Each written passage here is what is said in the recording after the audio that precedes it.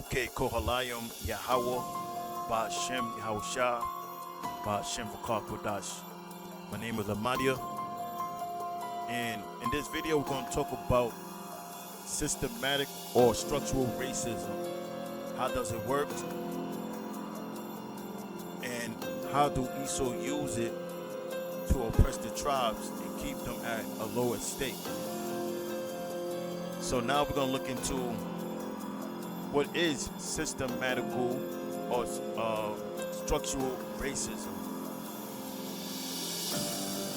So now, where I'm reading from is called healthaffairs.org, entitled Systematic and Structural Racism, Definitions, Examples, Health Damages, and Approaches to Dismantling. So this is from the abstract. Racism is not always conscious, explicit, or readily visible. Often, it is systematic and structural. Systematic and structural racism are forms of racism that are pervasively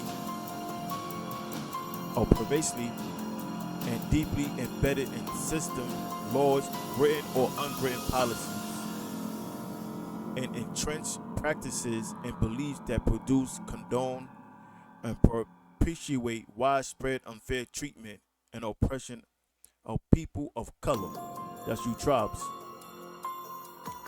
and adverse health consequences. Examples include residential segregation, unfair lending practices, and other barriers to home ownership and accumulating wealth, schools, dependence on local property taxes,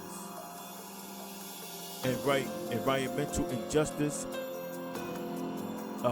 biased policing, and sentences of men and boys of color, and voter suppression policies.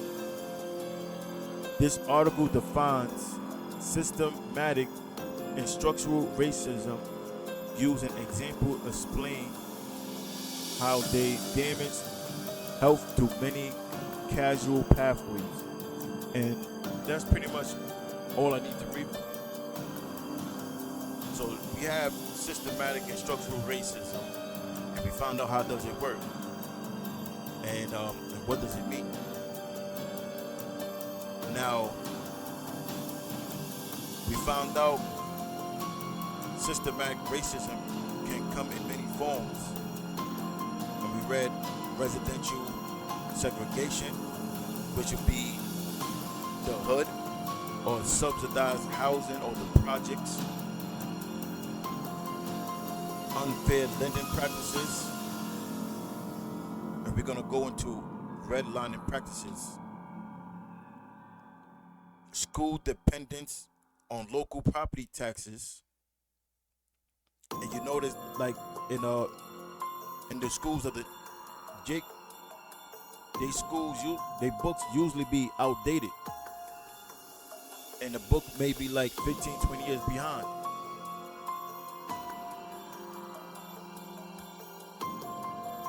And then you have environmental injustice and biased policing, because Esau passed laws only in urban communities where the tribes are located, such as stop and frisk.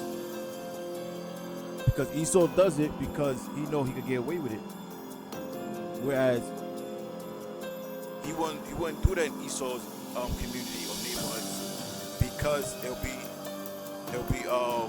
outlawed.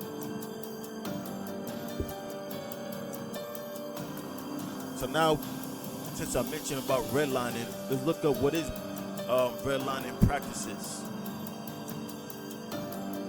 So I typed it in on Google, redlining practices. Redlining practices is the practice of denying people access to credit because of where they live, even if they were personally qualified for loans. Historically, mortgage lenders once widely redlined core urban neighborhoods and black populated neighborhoods in particular.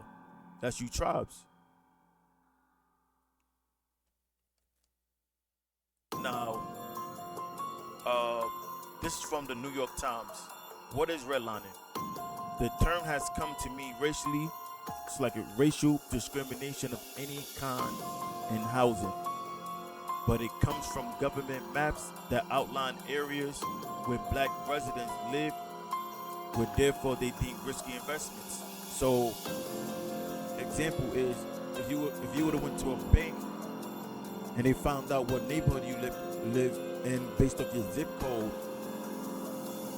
If you lived in a red line area, they wouldn't loan to you, even if your credit was good, because they looked at it as deemed risky investments. So these are all comprised of systematical or structural racism.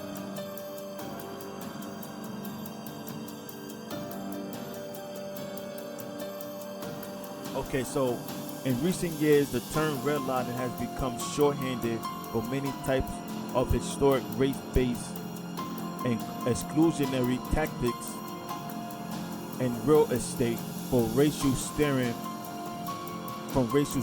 by real estate agents. And they have here directing at black home buyers and renters to certain neighborhoods or buildings and away from others, to racial covenants in many suburbs and developments, barring black residents from buying homes. So yeah, that will keep you away, because if you couldn't get a loan, you couldn't get a down payment on your house. So it says all of which contributed to the racial segregation that shaped the way America looks today. So they wanted to keep you tribes in the hood.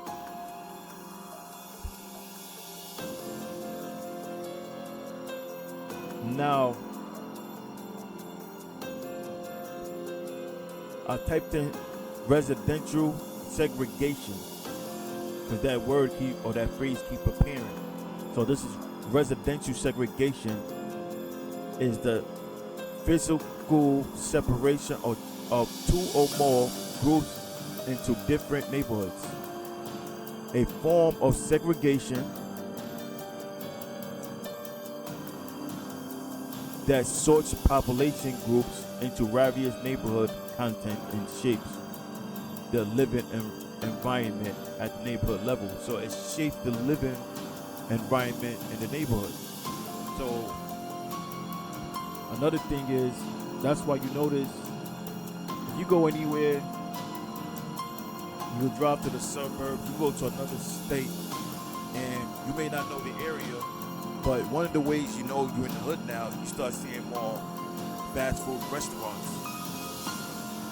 And they will put that in Jake neighborhood, limiting the options of healthy food.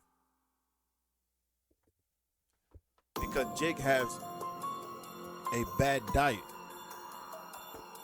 And they realize they could make a lifetime customer out of the tribes, or even really all of America, but they focus on the tribes because the tribes are usually the ones that have the worst diet, and they don't do much to fix it.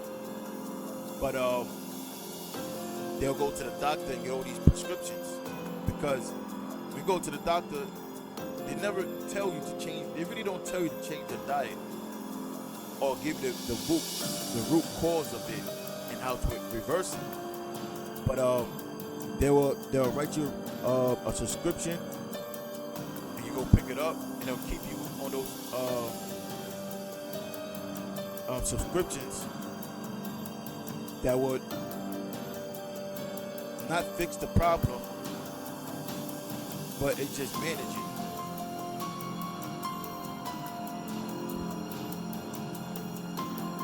Now, there's Ecclesiastes 7:7.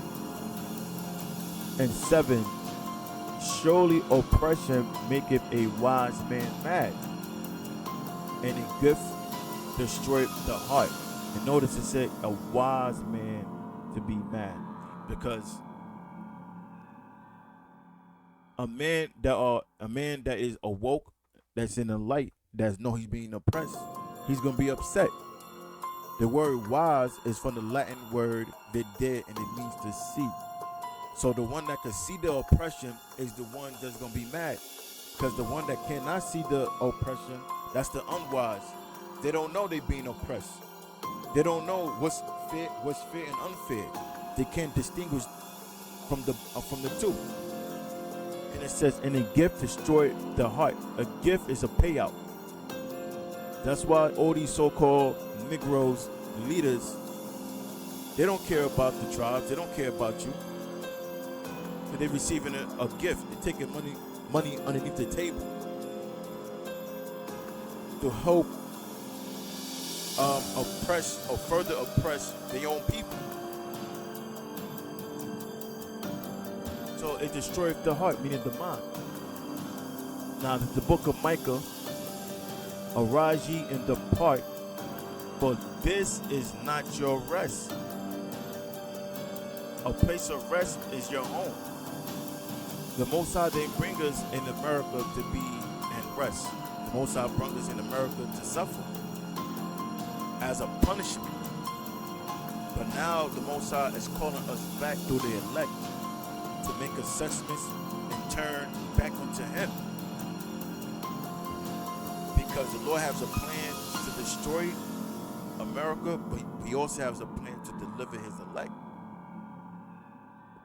So it said, arise ye and depart, for this is not your rest, because it is polluted, and it shall destroy you even with a sore destruction. Because this place is filthy. And this place is found with so much sin. And if we follow the format of America, what's going to happen is we're going to be destroyed.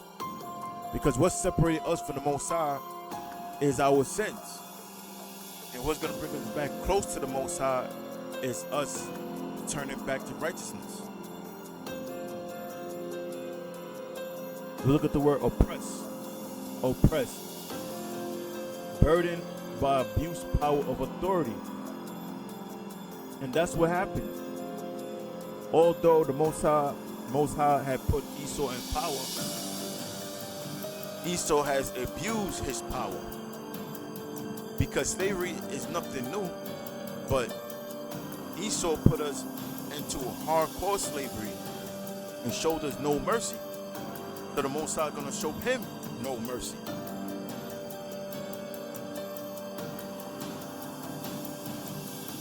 And now we're going to talk about the phrase or term implicit bias. And I'm reading from APA.org. So, under implicit bias, also known as implicit prejudice or implicit attitude, is a negative attitude of which one is not consciously aware against specific social group.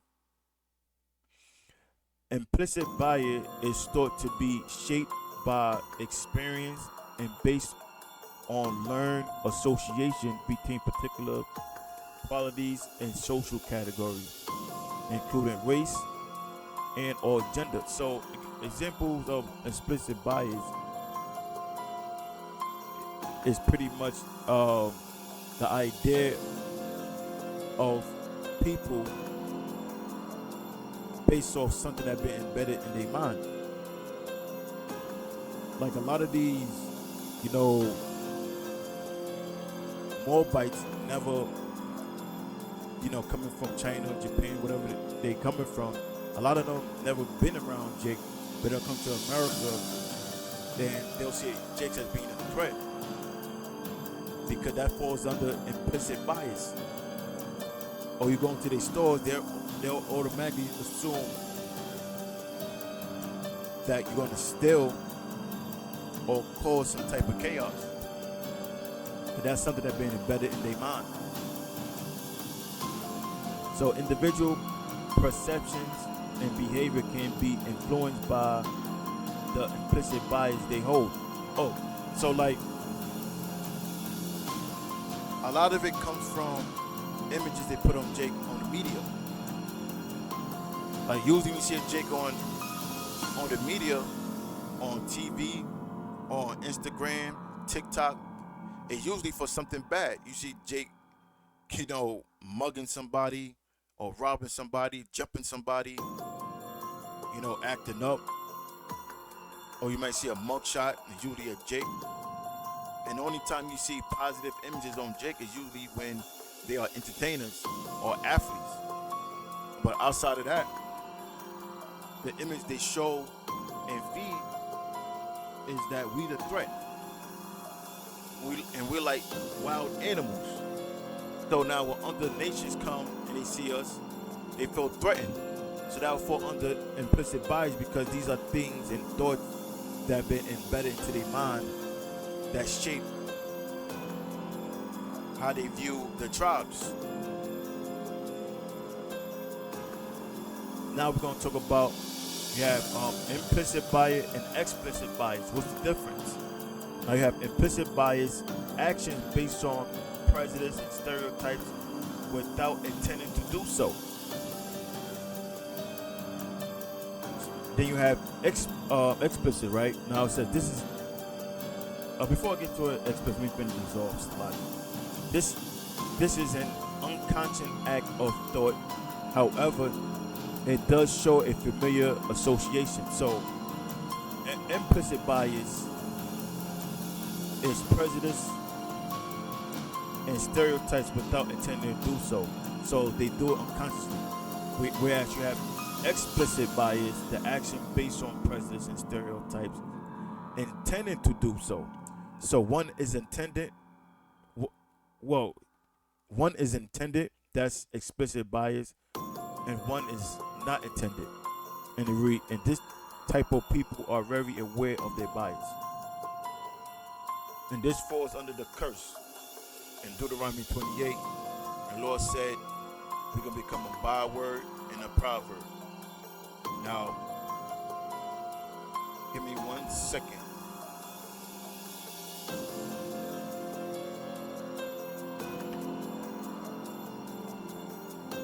Since I said it, I'm going to read it.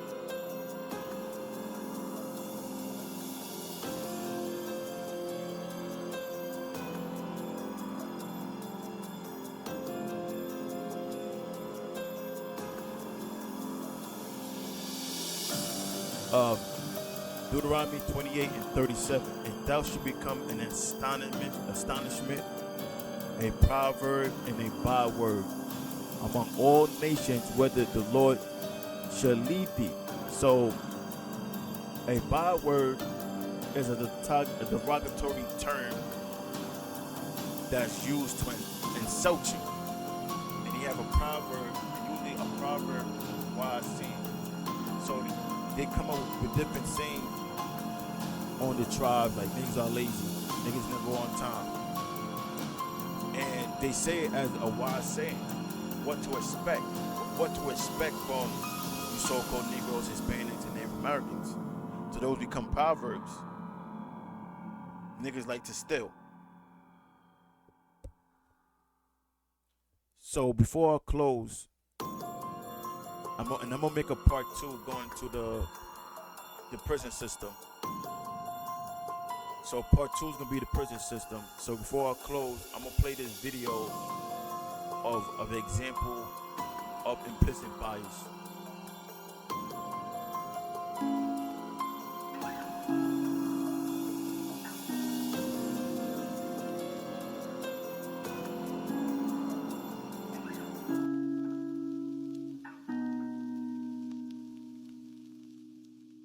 You gave me a shoulder when I needed it. So, to what we're looking at is a social experiment done on 2 blind men.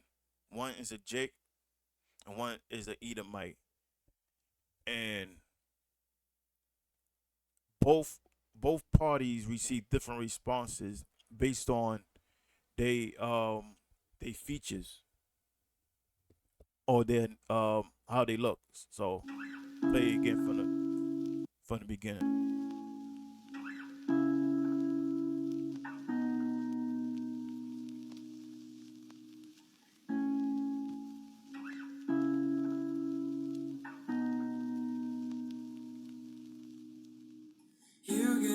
shelter when I needed it.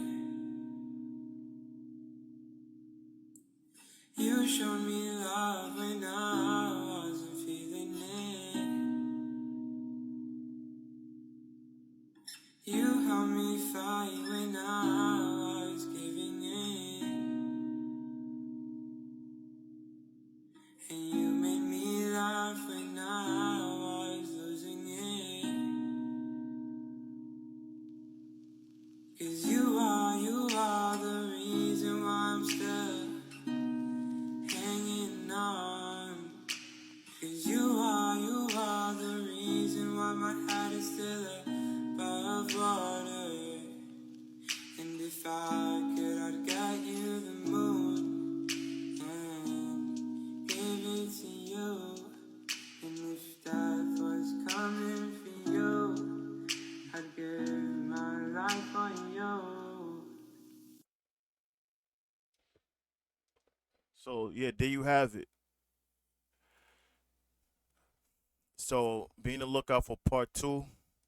Part two is going to be on the prison system, and Lord willing, this video was edifying.